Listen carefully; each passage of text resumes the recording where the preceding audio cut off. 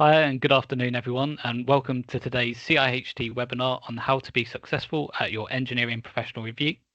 Just by way of introduction, my name is Greg Saunders, and I'm the Education and Qualifications Officer here at CIHT. And I'm delighted to be joined today by Farheen Ahmed, who is a Technical Director at Arcadis and one of our many fantastic professional reviewers. And we're also delighted to have Sajjad Khan with us today, who's a Senior Transport and Mobility Consultant at Bureau Happold and recently achieved CEng registration through CIHT. My colleague Kat Gumel, who's CIHT's Head of Education and Professional Development, Kat will be assisting us in the background today in terms of collating and responding to some of the questions. Can I ask, if you do have any questions, you use the Q&A function, which should be available for you. Just a quick note to say that today's webinar is being recorded and will be available in the CIHT members area, as well as our YouTube channel shortly after the event. So I'm going to start by just giving a brief introduction of who we are, particularly for the benefit of anyone who may not yet be a member or may not be too familiar with us. So the Chartered Institution of Highways and Transportation is a charity, learning society and professional membership body. We were formed in the 1930s and we're considered to be the home for everyone working in highways, transportation and infrastructure. We have 12 UK regions and nations, plus a number of international groups, including the Republic of Ireland, Hong Kong and Malaysia. We also have a partnerships network, which includes over 100 corporate partners, as well as academic institutions and public sector bodies. And we were awarded a Royal Charter in 2009. On the screen here, you can see CIHT's vision as well as our mission. And we have three overarching themes which underpin our vision and mission. And these are climate action, professionalism, and EDI, equality, diversity, and inclusion. And we seek to put these themes at the forefront of everything we do. And hopefully you'll see that reflected in CIHT's output. As I said, we were formed in the 1930s, and our traditional membership base were those typically working as highway engineers, and we do still have many members in that role. However, we are a lot more than that today. So on the screen here, what you can see is a word cloud with just some of our members' job titles, and hopefully these reflect the diversity of our members who work in all areas across the highways and transportation sector. So just briefly looking at our membership grades, the first thing I'd like to make clear is that joining CIHT as a member is a really straightforward process, and it shouldn't take you any longer than 10 to 15 minutes to complete. To join, you just need to complete our online membership application form, and this simply requires you to provide some personal information and upload a copy of your CV. Once you are elected, you'll receive a membership certificate. You can use the relevant post-nominals after your name, so MCIHT for member grade, and you'll be able to access support from CIHT in working towards passing your professional review. So as you can see, no matter where you are in your career really, there is a suitable grade of membership for you. So why do people join CIHT? Well, the first reason is access to professional qualifications, and I assume that's a reason why many, if not all of you, are on today's webinar. What I should say is access to professional qualifications and CIHT membership are separate. So if you're not yet a member, you can join immediately and take advantage of all the available resources until you're ready to submit your professional review application. CIHT will help you gain a greater understanding of changes taking place in the sector. So there's lots of CPD output, including webinars like today, news articles, as well as our monthly transportation professional magazine. CIHT also helps progress your career, and having the CIHT badge, if you like, will help you stand out, and it's a sign to everyone that you're part of this active network. And finally, in many ways, and I think the most important reason, you become part of a relevant professional community. And here at CIHT, there is a community of like-minded professionals who come together, they share their knowledge and their experiences with one another, and there's that real, genuine community feel. So moving on now to discuss what we're all here for today, and that's professional registration. I thought it would be helpful to take the official definition of what professional registration is from the Engineering Council's website, and it reads as follows. So professional registration provides a benchmark that gives the public, employers, clients and colleagues confidence and trust that registered practitioners have been assessed and judged to have demonstrated competence and commitment in line with recognised professional standards. So it's a bit of a mouthful. So to break this down slightly, the way I like to think of it is that in your office, it's great that the people you work with on a daily basis think that you do a fantastic job. But this is something a little bit different. This is an external assessment which says we don't know anything about this person other than their application, but by reading this and through speaking with them, we're satisfied that they've met national recognised standards. So when you think of it this way, I think that really goes to highlight just what a fantastic achievement it is. And it is often a huge milestone in someone's career due to the value that it brings them. Which leads me on nicely to the benefits of becoming professionally registered. Now, there's a whole range of reasons for why someone may wish to become professional registered, and it can bring benefits to not only yourself, but your employer as well. Now, of course, this won't be the same for everyone, and it will probably depend on the size of the organisation which you work for. However, generally speaking, the most obvious benefit is that it can lead to improved career prospects, both now and in the future. And of course, with this comes higher earning potential. So those two kind of go hand in hand a little. And the reason for this is because employing registrants brings benefits to your employer, such as increased technical and managerial credibility with clients. But other than the potential for promotions and higher salaries, I personally think a couple of the most important benefits quite often go under the radar a little. So achieving professional registration shows that you've got a positive attitude and the drive to succeed within the profession. And it can bring a great sense of achievement and helps to boost your self-esteem and confidence. And what it goes to show is your employers, peers, and the public that you've spent a number of years developing your skills, your knowledge, and your understanding within your field of work, and that you've clearly demonstrated evidence of your expertise. So we are licensed by the Engineering Council UK to assess our members who wish to apply for CEng, IEng, and EngTech. Now, the UK standard for Professional Engineering Competence and Commitment, or UK spec for short, this explains the requirements that applicants must meet to become registered at each of these levels. It also includes examples of activities that demonstrate the required competence and commitment. So it really is essential that you seek to familiarise yourself with this document before applying, and that you refer to it continuously throughout your application. Farheen will be discussing the UK spec requirements in further detail shortly, but just to say, you can download the UK spec 4th edition document either through CIHT's website or the Engineering Council's website. Now, the UK spec document is designed to set out the competence requirements for engineers working in any engineering discipline. So that includes mechanical, chemical, electrical, software, etc. So it is therefore written quite broadly. But to help you, as highways and transportation professionals, relate what you do at work to the generic standards in UK spec, we have contextualised 8 relevant specialisms so that you should be able to relate what you do at work to the UK spec standards. Now, choosing which specialism is applicable to you is actually really important because we will allocate you reviewers so that at least one of your 2 reviewers is an expert in your declared specialism. And that's actually another advantage of applying through CIHT. We have produced specialism documents downloadable from our websites for CEng and IEng, and these go into more detail about the type of experience you need for each of the specialisms so that you can be clear what is required in your specialism to succeed at professional review. As an example, this is an extract taken from the IEng specialisms document for Competence A, which is designed to support candidates who may fall under the transport planning specialism.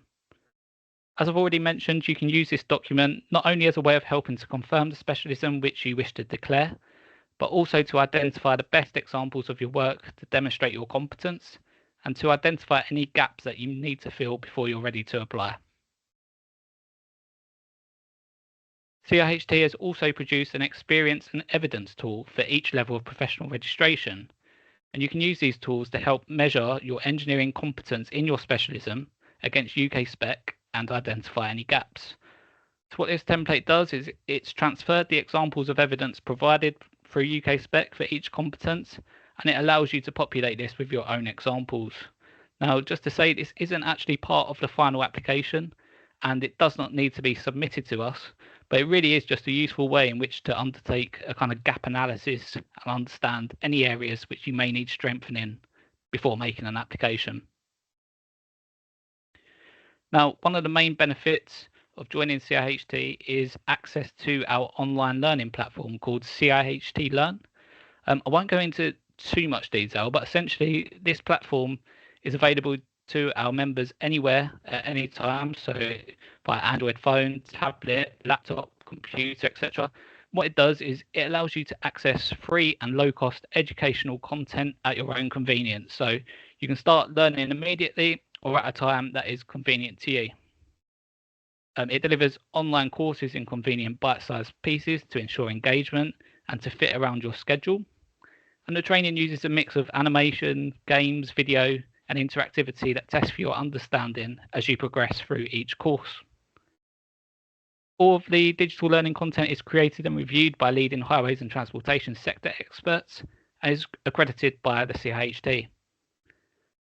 The 90 online free courses for members, including a highly recommended Preparing for Professional Review module, and that module is free to both members and non-members. And we also encourage our members to plan, record, and manage their CPD for free on CIHT Learn. Finally, we have mapped the modules to the CEng, IEng, and EngTech UK spec competencies, which will help you to ensure that you address any gaps in your current knowledge. So here's just a screenshot of a few of the mapped CIHT Learn modules. So just by way of example, you can see that a practical guide to NEC case law offers members 2 hours of CPD and is linked to Competency C of UK spec. And most people in attendance today would have already completed this stage, but the first step for all CIHT applicants will be to complete our online initial assessment, which can be accessed via our website. It's completely free of charge for both members and non-members and shouldn't take any longer than 5 minutes to complete. It simply requires you to provide some basic information and upload a copy of your CV, as well as any relevant academic certificates. We will then aim to provide you with an initial assessment outcome email within 5 working days, although probably you can expect to receive this sooner than that as well. This email will contain all of the information which you'll require in terms of the next steps of the application process. Alternatively, if you have been successful via the individual route, you will also be eligible for professional review, but please remember that you will need to join as a member at member grade in order to proceed with an application. Now, in terms of submitting your portfolio of evidence, the professional review application process is all online, and to unlock all of the sections of the application portal, you will need to upload confirmation of your eligibility to apply for professional review. Now, the great thing about the system is that you can save it as you go, and it certainly doesn't and shouldn't be completed in a single session. So you can log in at your convenience and update any section at any time. Each section includes helpful instructions, and once all sections are complete, you will then have the opportunity to preview a draft copy of your submission as many times as you wish before submitting.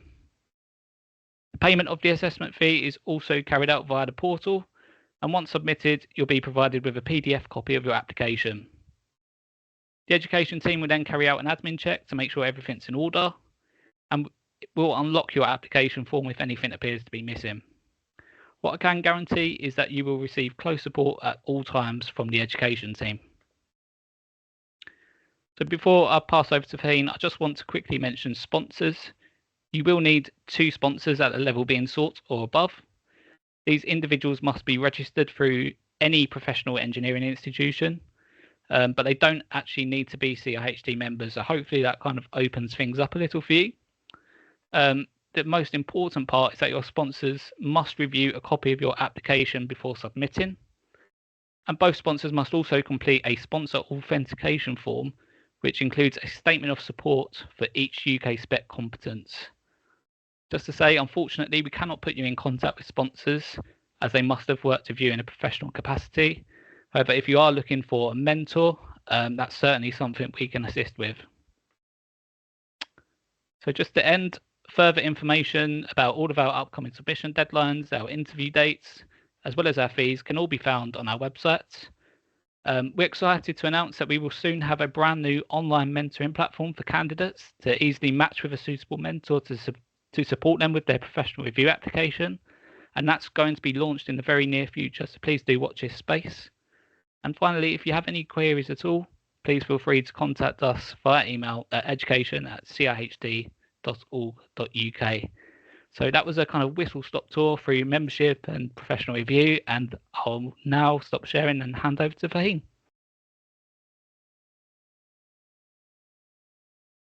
So hello, everyone. Welcome to the webinar for how to be successful at engineering professionals review today. Greg has gone through a lot of information about how the portfolio needs to be submitted, needs to be planned, and what are the initial steps of it. I'm going to be running through basically the tips as a reviewer. So just an introduction for myself. My name is Farheen Ahmed.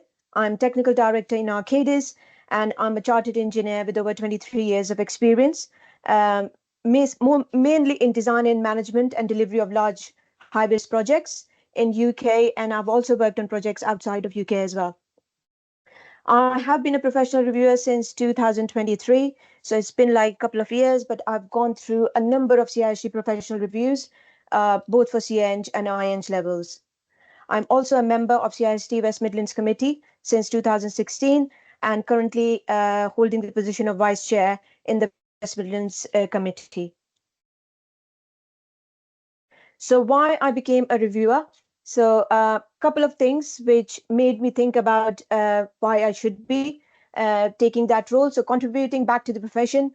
So this was my way of engaging with the future engineers, reviewing assessing their candidates' applications. So that was my main goal in terms of contributing back to the profession which I'm working in.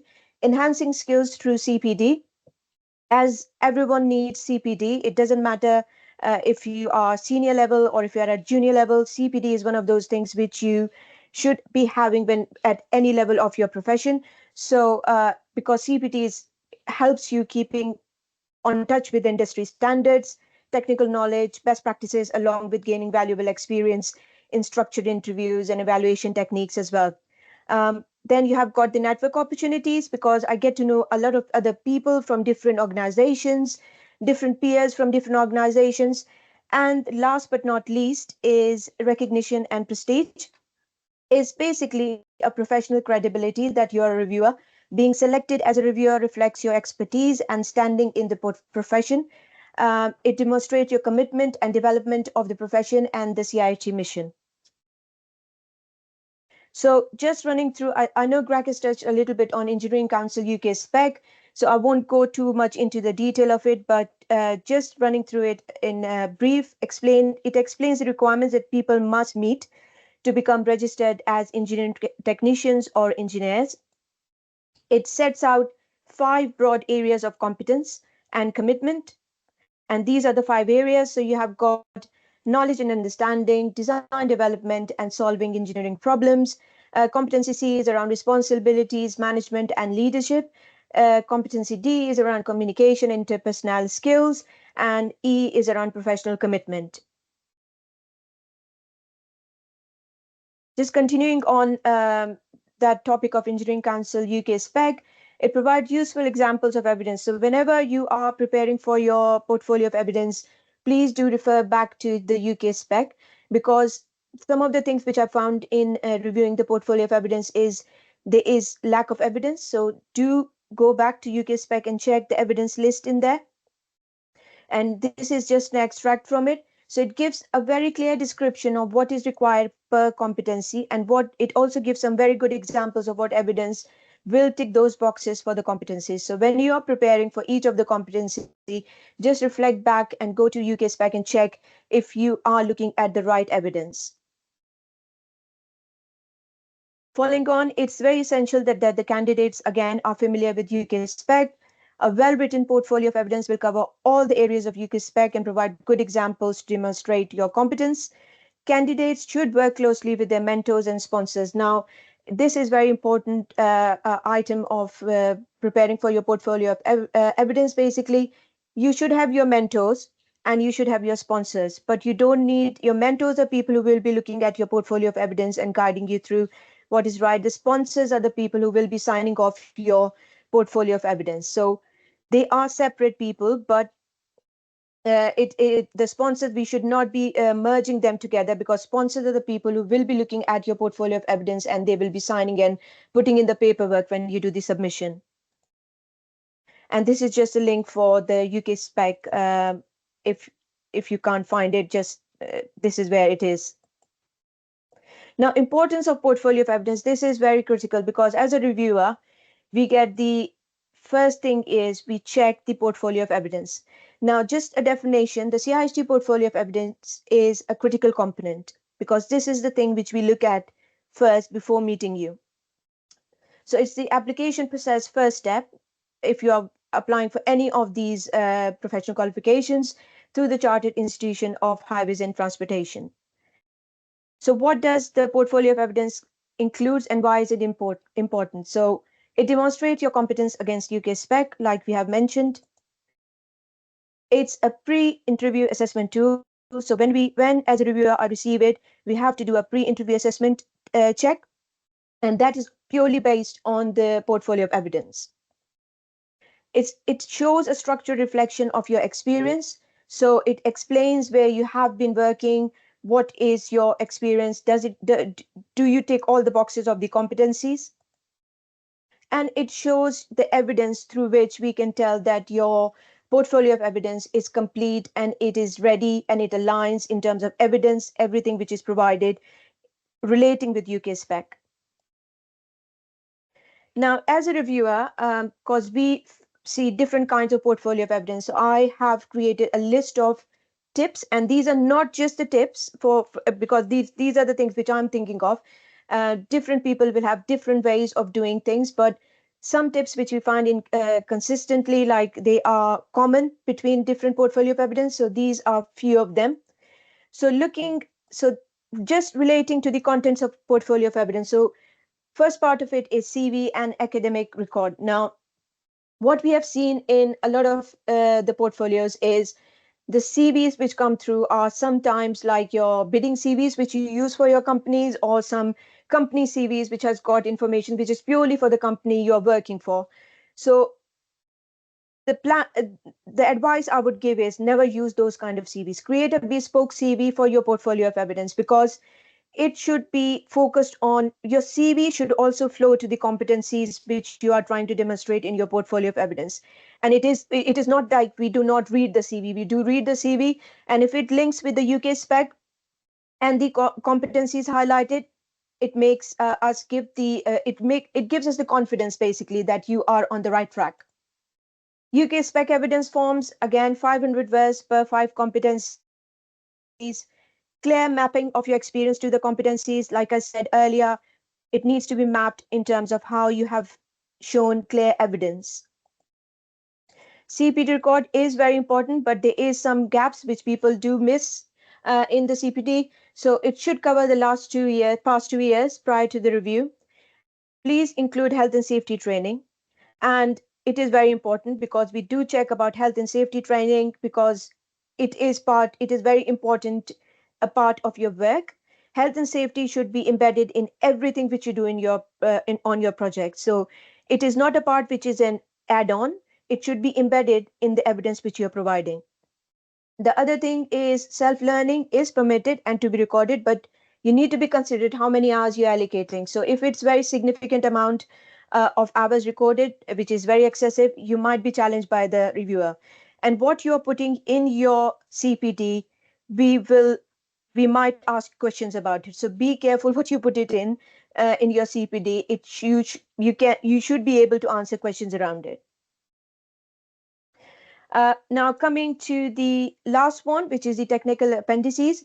Now appendices, we have seen loads and loads of appendices which have got drawings, reports, and full reports sometimes detailed in the appendices. Now, please be very clear and concise in your evidence in appendices.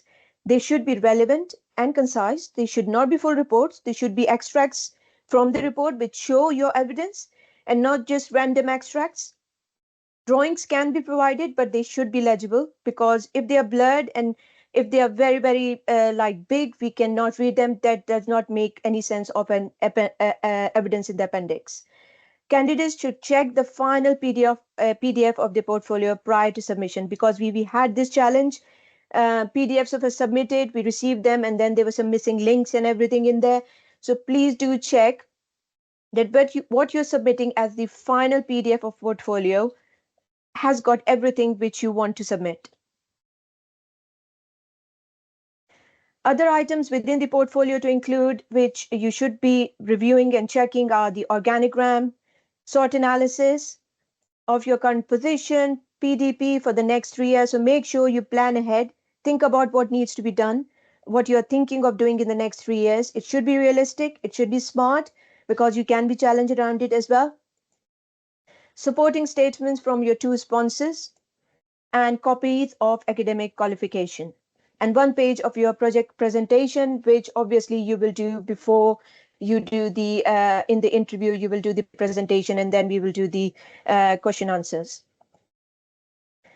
Next is the presentation and interview tips. So for the presentation tips, 15 minutes presentation, and 10 minutes presentation limit. And what you need to do is you need to focus on the presentation, that it provides an introduction first of the project, not a very detailed one, a brief one, but a suitable introduction. Focus on your role, what your role was on that particular project, what challenges you faced, what decisions you made, and what were the outcomes of it. So these are the key 4 things which you should be focusing on the project, because we are interviewing you in that presentation. We don't want to see what your team did, but we want to see what you did on that particular project. Again, align it with the UK spec competencies, which is very, very important. Keep it structured. So the flow should be that it makes sense. It should not be disconnected. And practice timing. Timing is crucial, because if you go over, the reviewer will stop you. Interview tips or techniques. Everyone has got their own ways of doing the interviews, but just to give you a few tips, after you have done your 10 minutes presentation, you will have 15 minutes of questions regarding your project presentation. After that 15 minutes, you will have the question and answer on your portfolio. But when we are answering your questions about presentation, please do go back and be specifically in your answers when we are talking about your questions and answers for the presentation itself. Review and know your portfolio. Some people I've seen in the interviews where they have started ruffling through the portfolio of evidence. This is not the right way to do it. Understand your portfolio. You have got 30 minutes of questions for your portfolio of evidence, but you should understand the portfolio inside out, because that is your document and you should know it from start to finish. Reviewer will ask you questions to confirm your competence presented in both the presentation and portfolio. Good responses would include, like, for example, when we ask you a question, do not stray away from the topic. First of all, be very specific. So think about what the question is, what the background is, what actions did you take on that particular question, and what outcome did you reach on that particular question. So be very specific when you are providing your answer. One thing which I want to declare, and I do it in my presentation when I'm doing the interviews as well, is we are not there to interrogate you. We are not there to fail you. We are there to have that technical discussion like professionals with you. So treat the interview like a discussion between professionals. And interview will include specific questions, like I mentioned, about health and safety and CDM regulations. And last but not least, stay calm and professional. So that is the key. If you stay calm, you will think and you will answer accordingly. Final consideration for as tips is have a good understanding of the UK spec, like I've said quite a few times now, around the 5 competencies. Answer questions in the interview providing the background, action, and results of any given example. Listen to the reviewer's question closely, actively listen, and then avoid providing long answers. Be very specific. Be prepared for questions around health and safety, EDI, and sustainability. Try to relax and remember you are the expert on that information which you are presenting. So think of it as a professional discussion. Okay, now there are quite a few competencies, but this is the one which I just wanted to focus on today. And the reason is we are seeing a trend in our interviews where people are not showing evidence around competency E. Now, competency E, as you can read on the screen as well, this area assesses your understanding and commitment of professional standard, ethics, and continuous improvement. It's all around understanding the relevant codes of conduct which you apply not just for your work but for working with CIHT, the codes of conduct with CIHT, with on any project, with any client. Understanding the safety implications of their role. Like I said, health and safety should be embedded in your work. It should not be a standalone activity. So health and safety evidence should be spread across your competencies. And especially you should provide some evidence like what impacts or what you did for health and safety in order to qualify for evidence for competency E. Understand the principles of sustainable development and apply them in work. Now, we all do sustainable development in our work, in our design work, in our daily life, but sometimes we ignore the fact and we do not provide evidence around it. So if you are writing, when you're writing competency E, make sure you are touching the elements of sustainable working and sustainable ways of design. Carry out and record the CPD. Like I said, importance of CPD is quite important, is very critical in the portfolio of evidence. We will review your CPD. We can ask any questions around your CPD as well, but make sure when you're putting your CPD in, it's not all self-learning. It should be spread across different aspects of CPD. And the last but not least is the understanding the ethical issues that might arise in your role and carry out in responsibility in ethical manner. So always capture some evidence in where you have you can provide some evidence around where you have dealt with an issue or a problem where it was an ethical issue and you have provided evidence that you worked around it in an ethical way. Okay, these are some of the extracts and examples. I won't run through it in detail because these are all in the UK spec. But like I said, please do refer back to it. The UK spec is very clearly written. It's very user friendly, and refer it back. And it's very easily bullet points are there. What kind of examples you need? So all around these 5 competency breakdowns in competency E, you have got evidence against each one of them. And that is all from me. So thank you for listening.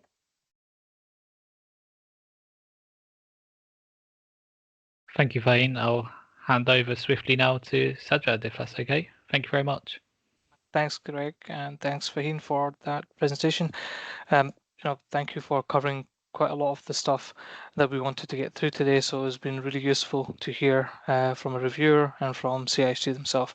What I will focus on is to touch upon my experience as an applicant and what my tips are for those that are looking to go through the professional review themselves. Okay. Now, myself, I'm Sajjad Khan. I'm a senior transport planner in Bureau Happel, and I'm a chartered engineer as well, with 8 years of experience in transport planning, project management, and design management. I've worked on multidisciplinary projects in the UK and in the Middle East, and I've been with the CIHT as a chartered engineer since 2025, which is earlier this year.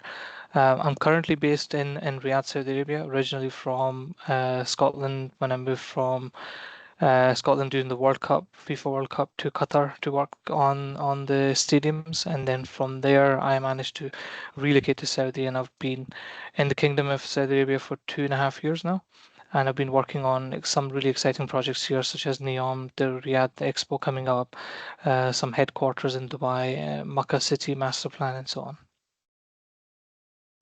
The question people often ask is, why did you apply for the CEng? What was the kind of a motivation behind it? And I think as Greg and Farheen have touched upon this already, the chartership status offers professional recognition, and not just that, it also allows you to have a kind of career development goal in place, and it gives you credibility within the industry as well, and it gives you global opportunities. Once you have got that qualification, you start to realize the self-confidence that you have upon yourself, and the colleagues around you as well start to trust and value your input in the projects that you're working on. I've got close to 8 years of experience working in Qatar, UK, as well as Saudi, and I felt I was ready to do the professional review quite early in my career, but I was kind of holding back until I was, mentally ready to start the process. And I think that's sometimes the biggest challenge for most of us. We know we want to do it, but we're not mentally there yet. So, it's my advice would be to start as early as possible. You don't have to do in a month. You don't have to do in 3 months. You don't have to do in a year. You just have to get started. So, as long as you get started, they will eventually, you'll eventually cross the line and you'll get the qualification that you're looking for. For me, that was the biggest benefit, the self-confidence that you achieve from this. And not even just that, like when you go through the process of the application, you get to actually recognize your core skills that you're good at, areas that you can improve on, and you get to plan your future as well, okay, to understand what is the next 5 years, 3 years, 10 years of my career looking like, and what things do I want to develop further. And often people ask, how did you know that you were prepared or you were ready to apply for the professional review? And I would say that you never fully know that you're ready until you start speaking with mentors. So this is why having mentors is really useful. When you start speaking with professionals that have already gone through the process and they start to assess your experience, they're the best people that can have the qualified conversations with you to tell you whether you should start to consider putting together an application. Now, the Engineering Council UK spec has already been touched upon in this webinar today. I wanted to touch upon responsibility management leadership, which is Competency C. Part of this Competency C, it requires you to plan and work resources needed to enable effective implementation of engineering tasks or projects. It requires you to manage and organize programs, schedule budgets. It requires you to lead teams or technical specialism or parts of projects as well, show some managerial experience, and it also requires you to have continuous quality improvement and promote best practice within your field of work. So I put together some examples of how you might be doing some of these things already, and you may not recognize it on your day-to-day basis. For example, C1, if you are developing project scopes, you're looking at schedules and resources of a project, you are using Microsoft Projects, Microsoft Excel, then you're already on track to achieve C1. If you are financially, if you're a person that's looking at the financial oversight of a project, you're helping with the invoices, the cash flow, the budget allocation, the resource management within the team, you're already on track with C2 as well. With C3, you're either managing someone as a line manager, as I was, or you're empowering other people within your team. Maybe it could be a graduate that is wanting to learn a specific software or a specific skill, and you're there supporting them. That's you already on track in and leading and helping people in order to achieve things within their career. And lastly is really important. As you kind of go through your career, you learn that implementing a quality assurance, quality control, which is QA/QC procedures, on everything you do will help you, number one, to be someone that your team can rely upon, that the clients can trust your work, and you're not just relying upon what you think is right, but you're actually ensuring that the wider company hierarchy is checking your work and is being validated and is being submitted in the correct procedures. And if you're this person that's going out and doing this and you're creating checklists, like one example I would give is whenever I do a master plan, I have a checklist on my desktop on all the items I want to do in the first 4 weeks of the master plan in order to make sure I receive all the database. That's something the company didn't tell me to do. It's not a checklist that I downloaded from somewhere. It's something I've created myself. So you may be doing these things already, and if you are, you're on the track to be able to achieve Competency C, and that's something that people often misalign their experience to Competency C, or they don't go into enough depth when it comes to providing evidence. So you should start to think about that. Now, in terms of the tips for the application, so as I said already, you should really look into making sure that you find the right mentors. You discuss with them whether you are ready, if you have any experience gaps, within your career that you need to tick off as soon as possible. If within your own organization you can't find the right mentors, you reach out to CIHT.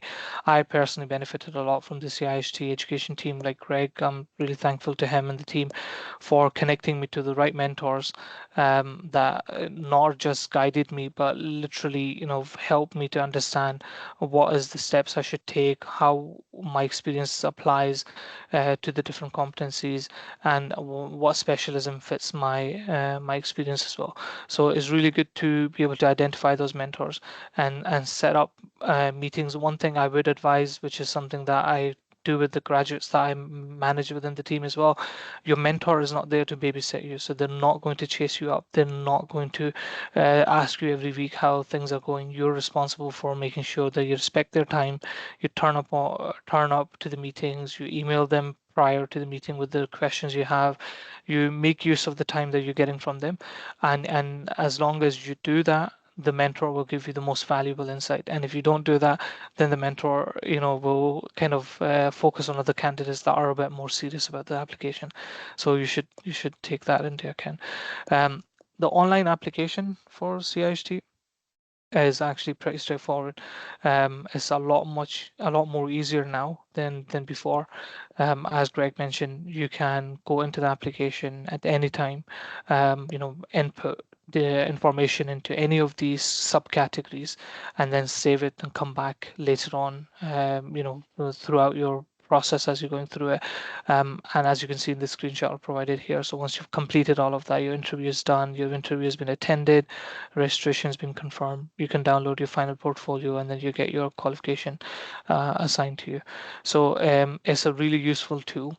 And going through the application online through this portal, it doesn't just help you to record stuff, it also helps you to understand what are the things you can work on simultaneously while maybe your portfolio is being reviewed by a mentor. You can work on your CPD in the background, or you can work on your professional development in the background, etc. So you should start as early as you can. Make the most of CIHT Learn, and as Greg's already touched upon this as well, this CIHT Learn has amazing modules that you can study. They do count towards your CPD. Don't think that 25 hours of CPD will all should come from the CIHT Learn. It should be a variety of CPD. So, whether it's webinars or seminars or conferences, books you're reading, the trainings that you're attending within the company, all relevant to your experience. This is all part of your CPD. Sometimes you might be doing things within the company, you may not realize it, but as long as you have the evidence that you've done those, they're part of your CPD as well. And you should definitely look at the CEng specialism as well or IEng specialism. You should look at that to understand where you fit in based on the experience that you have. Okay. My pro tip for this presentation, so we can save some time in the end for Q&A, would be that your application that you're considering doesn't have to be like 3 months prior to submission, or you don't have to start working on it a month before the submission. If you're a few years away from your chartership, you should start now as well. What I started my career in early 2018. Since then, every a few months, I would sit down in my Excel sheet tracker. I would write down the projects that I worked on, the names of the project, the description, what I did as a responsibility, and then kept a log of that for myself throughout the career. And what helped me is when I actually got to the time to prepare my application, it was just simply going through my Excel sheet and seeing which of these experiences, projects, or tasks that I want to use as part of my evidence. And since I have moved from 3 different countries, from UK to Qatar to Saudi Arabia, I fully understand that some of you may, in your future, may move companies or countries. So as you go on in your career, you should always make sure that you are recording what things you've been working on, and potentially saving a copy of the projects you worked on with the permission, obviously, of your company, making sure there's no sensitive data that you're taking away. So as long as you have that, because I've got multiple people that I've seen that have moved companies over the last decade, and then when they come to the chartership submission, they've realized that they don't have the evidence because it's in a server in another company somewhere, and then they're trying to chase up the people from the previous company to try and track down that information. So your chartership, your chartership process shouldn't just start before the submission deadline. It should be a continuous effort. You can do every quarter, every few months, and then keep working towards it until the day that you're finally ready to submit. Okay, that was everything I could cover in the short time. We've got, I think, 30 minutes in the end for Q&A. So, Greg, I'll pass it back to yourselves.